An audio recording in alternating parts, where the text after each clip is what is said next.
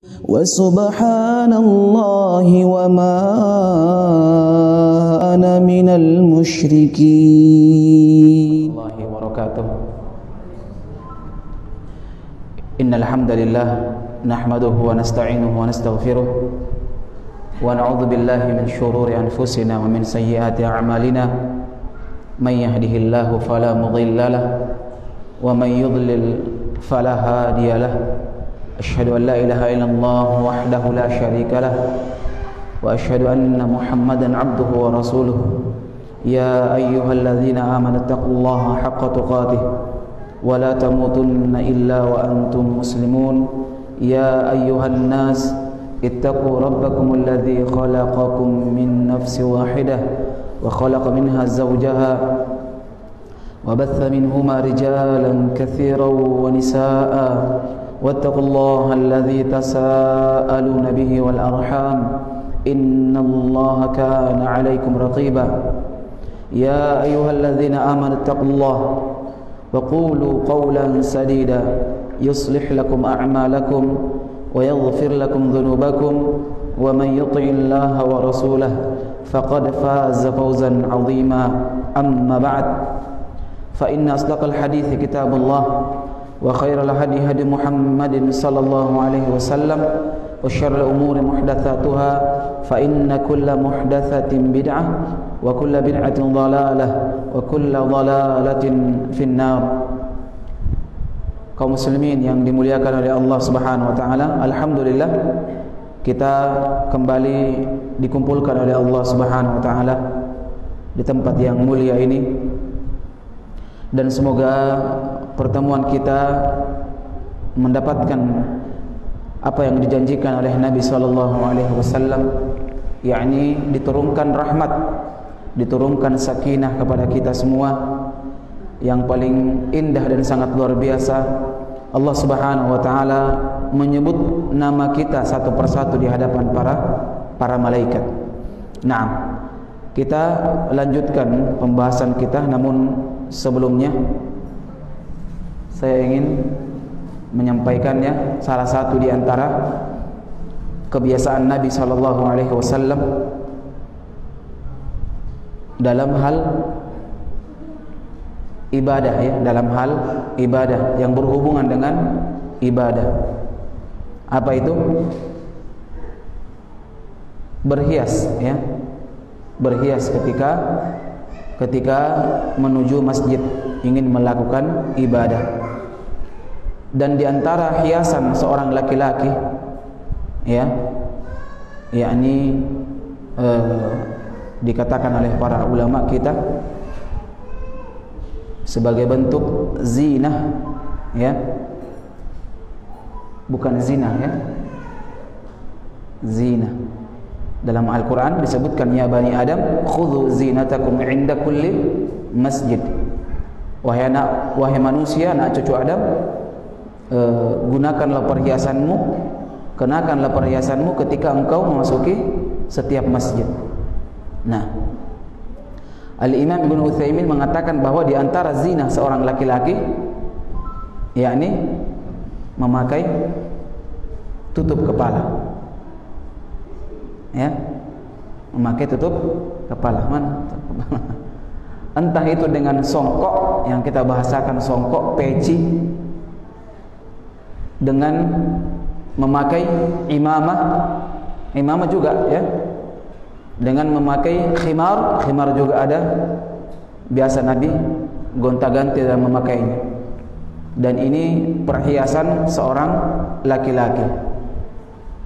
Apalagi dalam keadaan sholat, ya, maka tentu ini hal yang sangat ditekankan. Nah, ya, mungkin menurut kita sepele, ya, tapi ini kebiasaan ulama unas salaf. Jadi bukan cuma ketika sholat, bahkan di luar sholat mereka selalu memakai kebiasaan ini. Apa itu? Memakai penutup kepala. Nah, Banyak dalil yang menyebutkan bahwa Nabi pakai penutup kepala. Sering Nabi pakai penutup kepala. Pernah antum dengar Nabi berwudu dengan mengusap imamahnya? Nabi tidak buka imamahnya Nabi ketika berwudu. Tahu imamah? Yang diikat itu kan? Biasanya orang-orang dari negeri Yaman ya, itu mengenakan imamah. Ya. Atau yang biasa dipakai orang-orang dari Saudi umpamanya khimar. Tapi kita di sini kebiasaan kita pakai peci, pakai songkok. Ya, lebih mudah, praktis dan lebih tidak mengundang perhatian orang. Tapi kalau ingin mengenakan imamah juga tidak ada masalah. Ini pakaian yang masyru' ya, ada dalam syariat. Disebutkan dalam sebuah hadis. Banyak hadisnya. Nabi ketika ini berwudu, anna Nabi sallallahu alaihi wasallam tawadda. Ketika Nabi sallallahu alaihi wasallam berwudu, maka beliau mengusap imamahnya beliau. Ya, mengusap imamahnya. Nah, famasah binasiyatihi wa 'ala al-imamah. Disebutkan bahwa Nabi sallallahu alaihi wasallam itu mengusap ubun-ubunnya dan mengusap imamahnya beliau sallallahu alaihi wasallam. Dan beliau tidak buka. Tetap terpakai imamahnya, namun ketika berwudu maka diangkat sedikit ubun-ubunnya kena air, kemudian mengusap ke belakang. Ini cara berwudu bagi yang mengenakan imamah. Ya. Jadi usahakan harganya 10.000 mungkin. Berapa harganya? 10.000. Tapi enggak keren Ustaz, enggak kelihatan rambut. Insya Allah tidak kalah ganteng antum kalau mengenakan kopiah, insya Allah. Bahkan itu menambah ketampanan antum ya, masya Allah. Ketampanan antum akan nampak. Barakallahu fikum. Nah, ini salah satu di antara amalan ya. Kalau antum mau silahkan, kalau tidak mau ya diusahakan untuk bisa mengenakan. Ya. Ikhwan fiddin, a'azzakumullah. Kita sudah masuk pada ayat yang terakhir, yakni apa? Hadis dari Nabi sallallahu alaihi wasallam. Nabi membonceng siapa? Mu'adz bin Jabal radhiyallahu taala anhu. Kemudian Nabi sallallahu alaihi wasallam bertanya kepada beliau tentang dua perkara yang sangat agung. Yang pertama haknya Allah, yang kedua haknya hamba. Ya. Hak terbesar Allah Subhanahu wa taala ini yang ditanyakan oleh Nabi sallallahu alaihi wasallam. Yakni ma haqqullahi 'alal ibad. Apa haknya Allah yang wajib hamba untuk tunaikan? Setelah itu, apa haknya hamba yang Allah juga wajib tunaikan?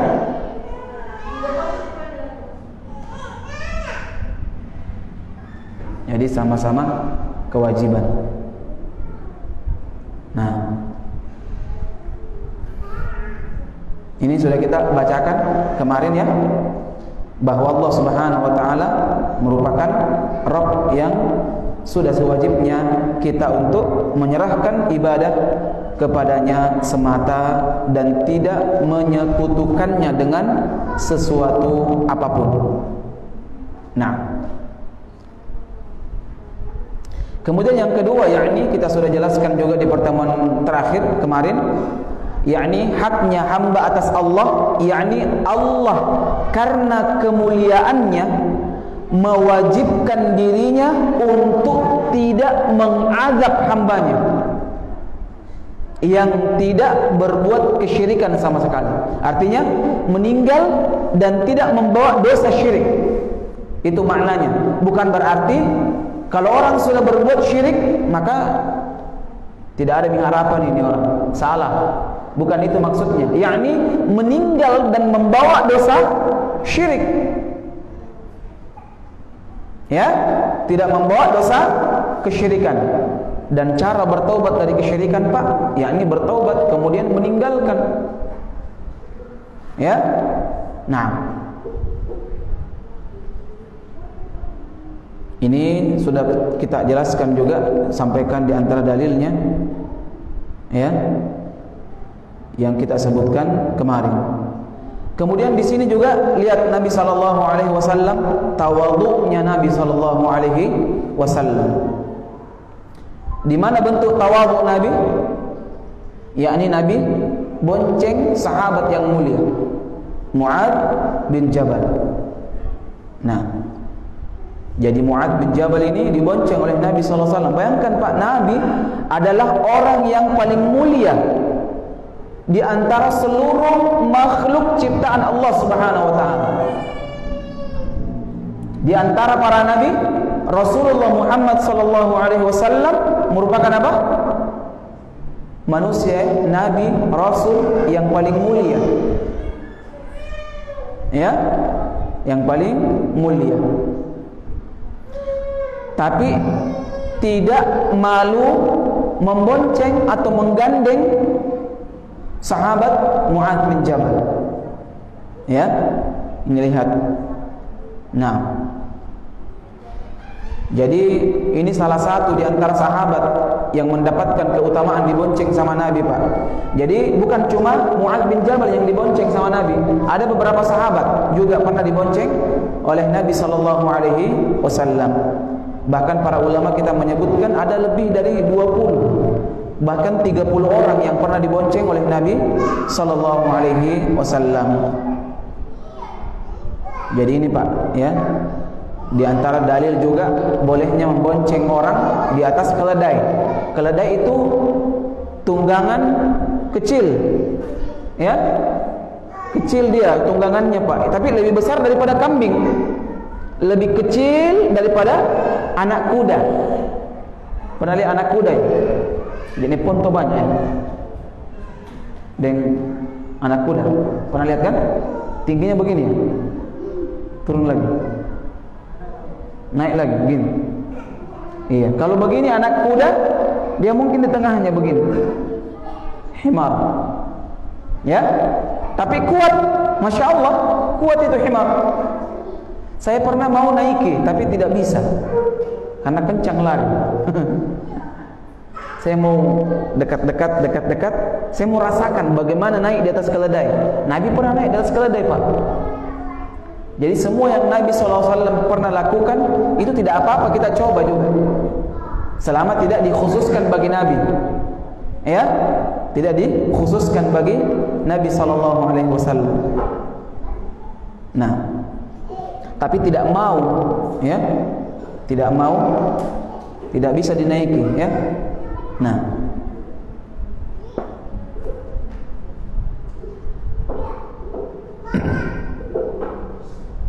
dan ini juga hewan yang sering bersama dengan manusia.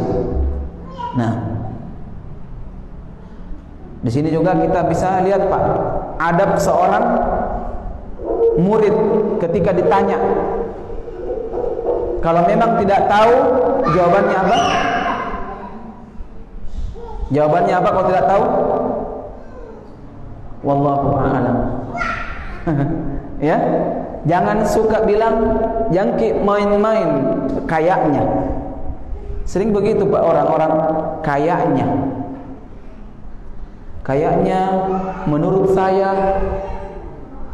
Ini hati-hati kalau ada orang sudah bilang kayaknya, ini di atas timbangan, di atas zon, ya. Nah, nggak boleh. Tapi kalau disebutkan itu hukumnya haram. Kenapa? Nabi SAW mengatakan dalam sebuah hadis, masya Allah, mantap itu, ya, mantap. Tapi kalau kita memang tidak tahu, maka diam. Lebih selamat antum bilang wallahu a'lam bishawab. Kalau dulu para sahabat ngomongnya Allahu wa rasuluhu a'lam, karena Nabi masih hidup. Adapun saat ini maka cukup kita mengatakan wallahu a'lam. Nah, Enggak boleh sotta, Pak. Ya, enggak boleh sotta. Nah, pernah juga Imam Malik. Tahu Imam Malik? Imam madhab, ya. Nah, beliau pernah ditanya dengan pertanyaan,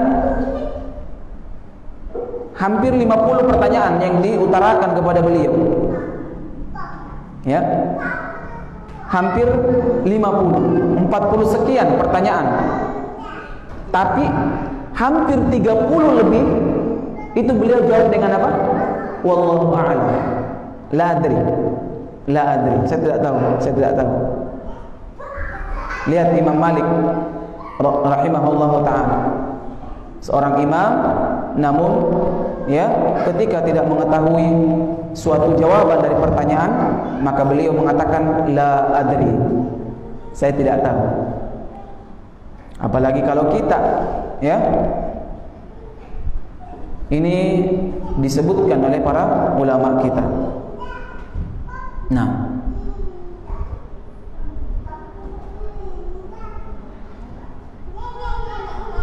bahkan ya pernah ditanya, kemudian beliau mengatakan la adri. Kemudian yang bertanya itu mengatakan apa? Ya, beliau mengatakan bahwa sesungguhnya engkau adalah imam. Masa imam seperti ini, katanya. Kalau kita mungkin apa sih? Akan ada yang ustaz di kalian lihat. Ustaz bing, nampaknya nilai kan sering ngomong gitu, ya. Masa ustaz tidak tahu? Lihat.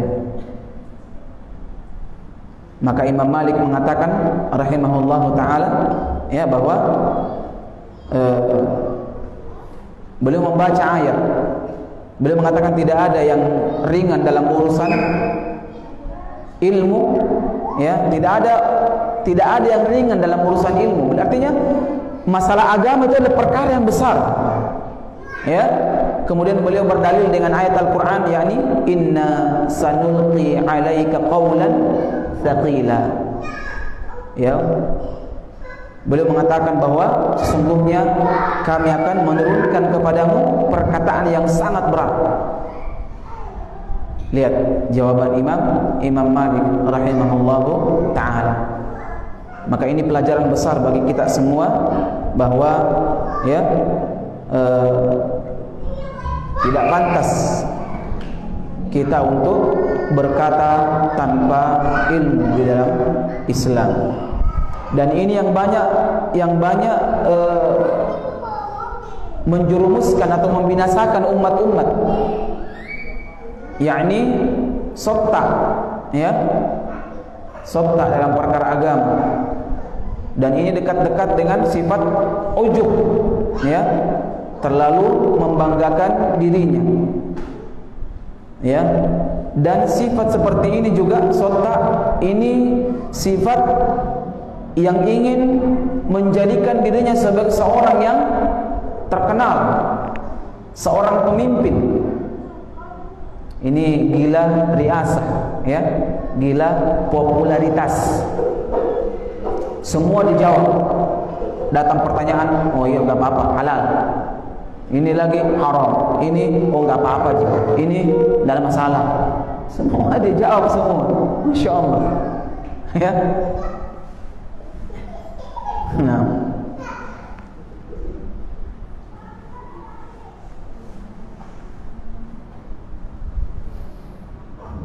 Kemudian jamaah yang dimuliakan oleh Allah Subhanahu wa taala, di sini juga kita, ya, sampaikan, yakni bolehnya menyembunyikan ilmu jika ada maslahat.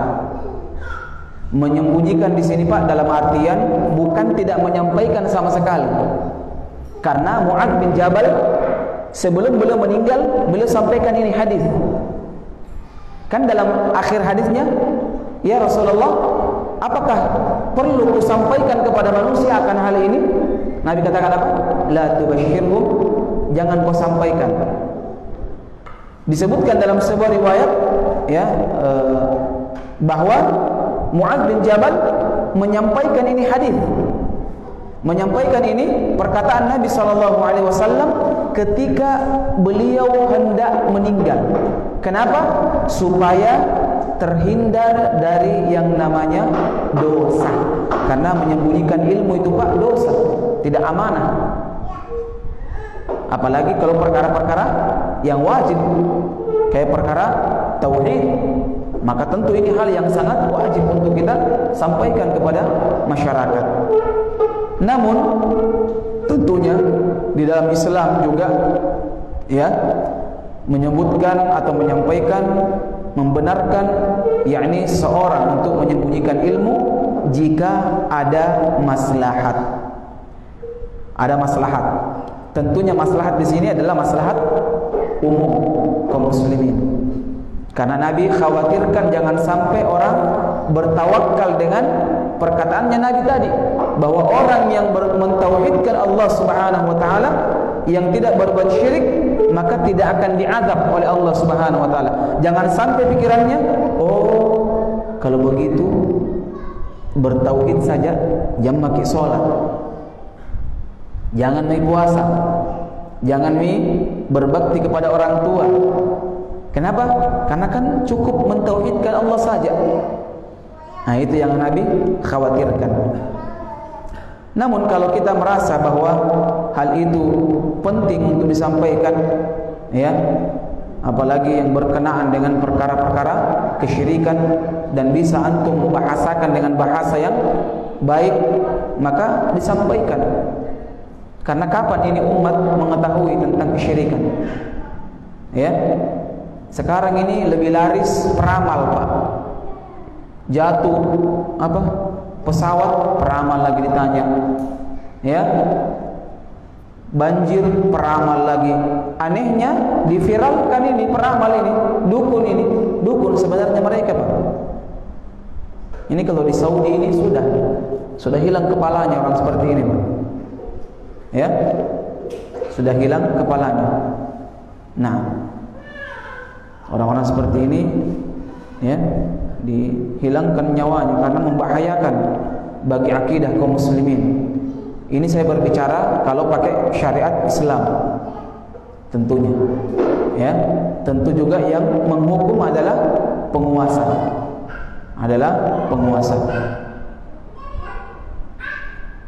Di sini juga kita bisa belajari bahwa ya meminta izin untuk menyampaikan sesuatu kepada guru. Ini adab juga.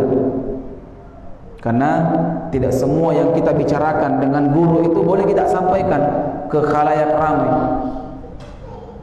Dan ini yang banyak menimbulkan perpecahan. Kasih berkelahi, kasih bertengkar satu dengan yang lain. Kenapa? Susah menjaga lisan. Ya, susah menjaga rahasia juga. Nah, karena ada beberapa waktu, ada waktu-waktu itu seorang guru itu cerita khusus untuk kita saja, itu bicara, itu cerita, itu masalah khusus untuk yang diajak cerita ketika itu. Ya, kadang memang ada seperti itu. Ini tidak, semua yang dia dengar sampaikan. Dan ini sifat orang-orang pendusta, kata Nabi sallallahu alaihi wasallam. yakni menyampaikan semua apa yang dia dengarkan. Nah, ikhwani fillah a'azzakumullah, ini diantara hal yang penting untuk kita ketahui. Di sini saya tidak jelaskan, ya, kita tidak jelaskan diantara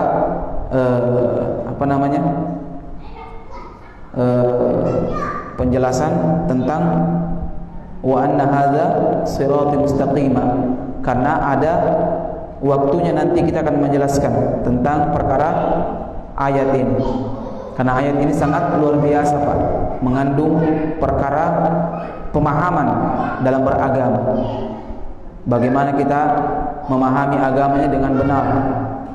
Karena tidak semua pemahaman itu bisa dibenarkan dalam Islam. Dan seseorang itu ya diarahkan dengan pemahaman agamanya. Jadi berislamnya dia benar tidaknya itu dipengaruhi besar kaitannya dengan pemahaman. Ya, kalau pemahamannya salah, maka pasti cara beragamanya juga salah. Ini diantara makna yang terkandung dalam ayat yang kita sebutkan kemarin. Apa ayatnya? Wa anna hadza sirati mustaqima. Ini diantara. Ini langsung Nabi yang tafsirkan ini. Ya, langsung Nabi yang tafsirkan. Namun insyaallah ada babnya tersendiri, kita akan jelaskan insyaallah taala. Kita masuk pada bab yang kedua. Siapa lagi yang mau baca, yang mau hafal? Katanya antum mau. Insyaallah. Kemarin antum bilang ya, insyaallah Ustaz, kalau ada hadiahnya. Nah, di sini di bab yang kedua ini hal yang sangat luar biasa juga, ya, yakni tentang keutamaan, ya, keutamaan tauhid, ya. Di bab yang pertama dijelaskan apa itu tauhid. Nah, di bab yang kedua ini apa? Tentang apa? Setor lagi yang kedua. Antum sudah ya, Akhi Ali? Siapa lagi yang mau setor? Umar.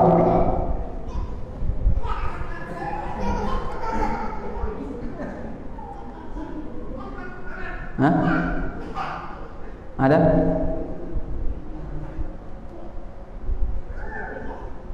Nggak ada. Coba. Siapa tadi yang mau? Coba, ikhwan. Kita susah memulai ini kalau tidak ada yang store. Relawan. Umar. Umar mau kalau ayat Al-Quran. Kalau matan beliau agak susah. Coba Ali bacakan yang kedua, bab yang kedua. Bab yang kedua. Hah? Lupa.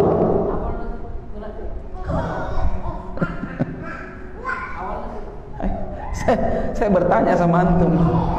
Kok awalnya sih?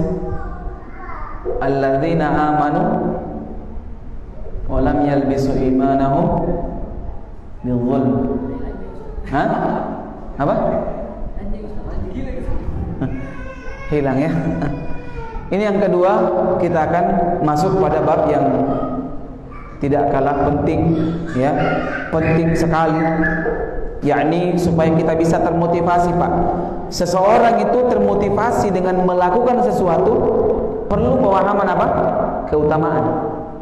Jadi antum, ketika antum ingin bersemangat melakukan sesuatu, maka antum mesti mempelajari apa keutamaannya, apa manfaatnya, apa balasannya, supaya antum semangat melakukan. Kenapa banyak orang malas melakukan sholat malam umpamanya? Tidak termotivasi melakukan sholat malam. Kenapa? Karena tidak tahu apa fadilahnya.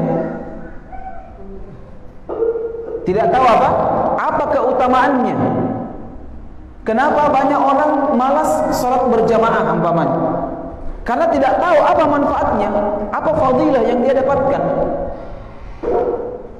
Jadi fadilah itu merupakan penting untuk kita ketahui, ya. Keutamaan supaya kita termotivasi. Kayak antum, banyak yang melembur enggak sekarang? Banyak, Pak. Orang lembur kerja, padahal orang semua pulang. Sendiri dia lembur. Kenapa?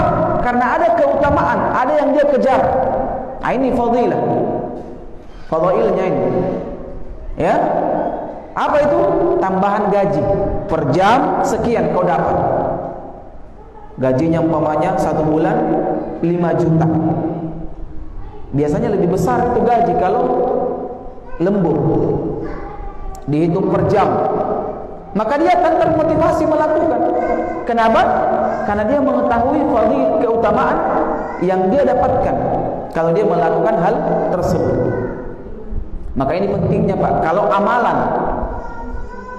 Nah, kalau larangan, penting antum untuk ketahui, ilmui tentang apa? Ganjarannya. Ya, antum kalau berbuat syirik, maka ini ganjarannya. Antum kalau meninggalkan sholat, maka ini ganjarannya. Antum kalau terjerumus dalam hal ini ganjarannya, dan seterusnya. Maka ada rasa takut, dan dari rasa takut ini memotivasi kita untuk menjauhi yang namanya keburukan, dosa dan maksiat. Paham antum? Insyaallah. Nah, jam berapa Isya?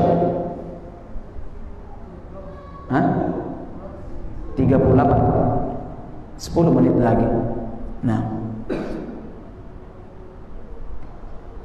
ini yang kedua. Jadi Al-Imam Muhammad bin Abdul Wahhab rahimahullahu taala langsung mencantumkan pada poin yang pertama, yakni ayat Al-Qur'an, alladzina amanu wa lam yalbisu imanahum bidzulm ulaika lahumul amnu wa hum muhtadun. Ya, yakni orang-orang yang beriman dan tidak mencampurkan keimanannya dengan kezaliman, maka mereka itulah orang-orang yang mendapatkan ketentraman, dan mereka itulah orang-orang yang mendapat hidayah. Kemudian poin yang kedua, hadis dari Ubadah bin Samit radhiyallahu taala anhu. Beliau menuturkan, telah berkata Nabi sallallahu alaihi wasallam, Nabi sallallahu alaihi wasallam mengatakan, man syahida alla ilaha illallah wahdahu la syarikalah wa anna Muhammadan abduhu wa rasuluh wa anna Isa Abdullah wa rasuluh wa kalimatuhu alqaha ila Maryam wa ruhun minhu wal jannatu haqqun wan naru haqqun adkhalahu Allahul jannah ala ma kana minal amal. Lihat di sini Nabi sallallahu alaihi wasallam menyebutkan keutamaan tentang orang-orang yang bertauhid. Beliau mengatakan, barang siapa yang bersyahadat bahwa tidak ada sembahan yang hak selain Allah Subhanahu wa taala, tiada sekutu baginya, dan Muhammad sallallahu alaihi wasallam adalah hamba dan rasulnya, dan bahwa Isa adalah hamba dan rasulnya, dan kalimat Allah yang disampaikan kepada Maryam, serta ruh dari Allah Subhanahu wa taala, dan surga itu benar adanya, neraka juga benar adanya, maka Allah pasti memasukkan dirinya ke dalam surga berapapun amal yang telah diperbuatnya. Hadis diriwayatkan oleh Imam Bukhari dan Imam Muslim.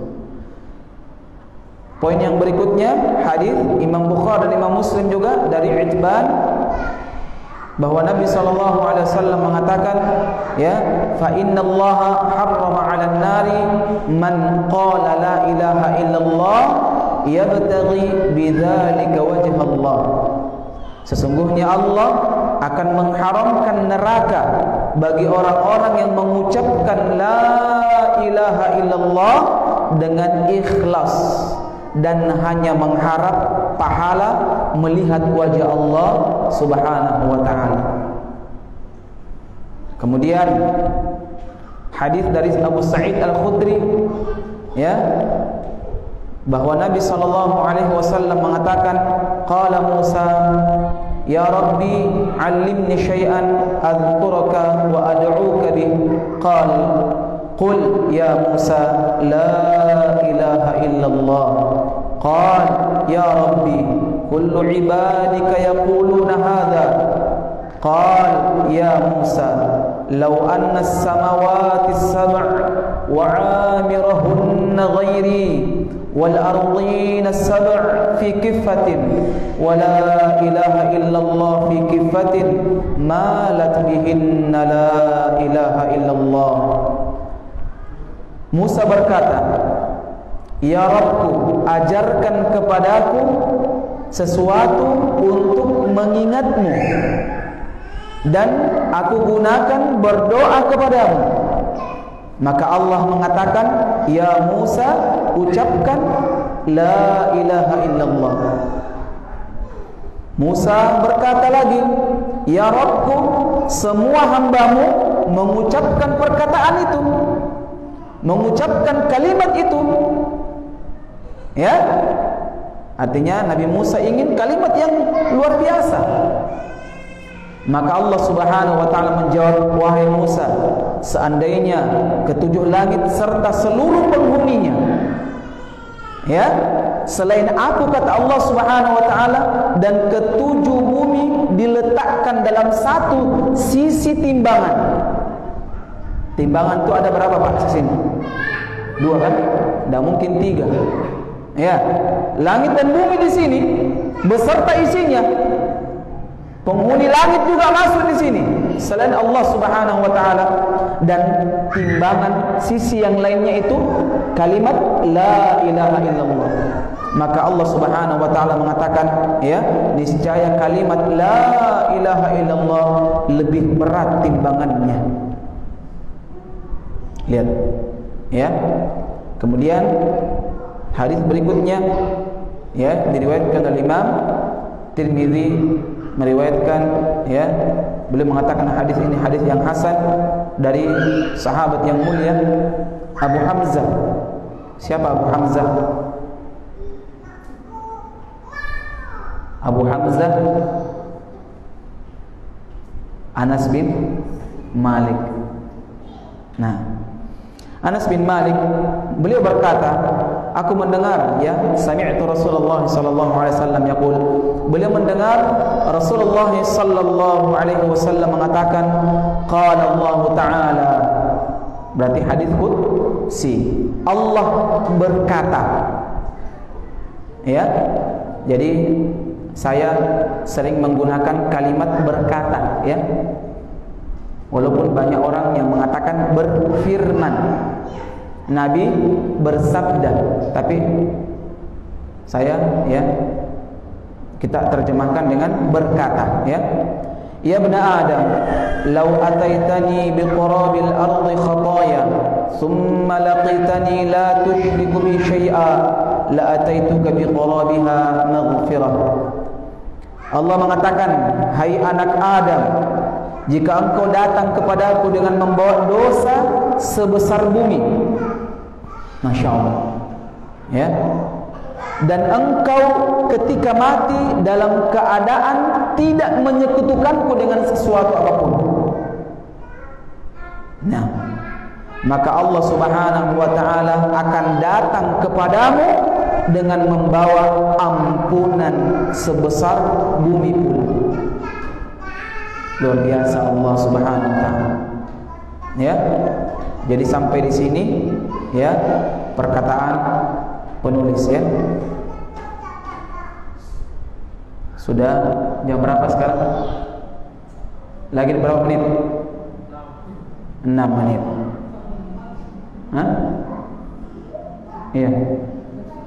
Nah, ada pertanyaan? Enggak ada, ya? Alhamdulillah. Saya mau tanya sekarang. Siapa yang mau ditanya? Ayo akhi, jangan takut ditanya. Siapa nama asli Abu Hurairah? Ada yang mencatat kan?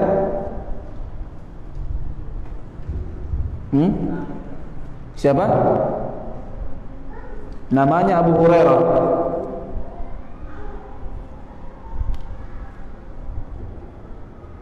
Ada yang tahu? Akhi yang mencatat.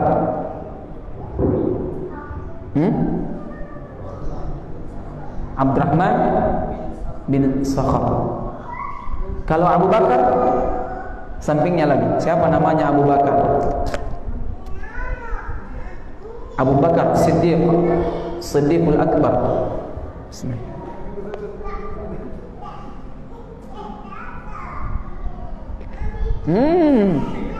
Tanya Google.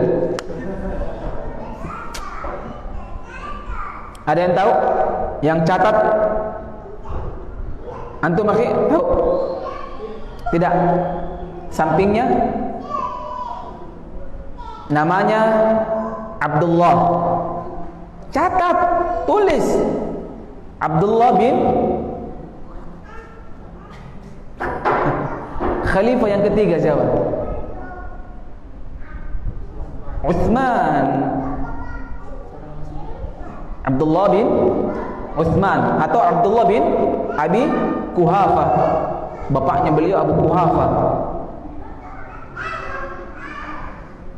Siapa nama kunyah? Umar bin Khattab. Ini akhi, siapa namanya antum? Akhi, nama kunyah, kunyahnya Umar bin Khattab. Tahu? Nama kunyah itu Abu. Abu siapa? Antum siapa namanya? Antum? Abu siapa? Siapa? Zulkifli. Zulkifli. Masya Allah. Ini banyak orang pakai nama ini, Zulkifli. Ya, Masya Allah. Barakallahu fiik. Siapa namanya? Nama kunyahnya Umar bin Khattab. Tahu ya? Pernah dengar? Dalam hadis pertama, pertama dalam hadis Arba'in. An Abi Hafs, Abu Hafs, Umar bin Khattab radhiyallahu taala anhu.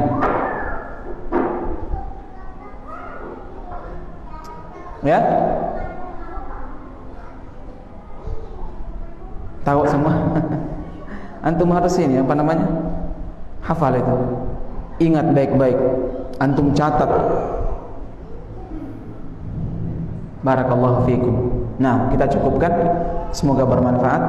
Subhanakallahumma wa bihamdik, asyhadu an la ilaha illa anta astaghfiruka wa atubu ilaik.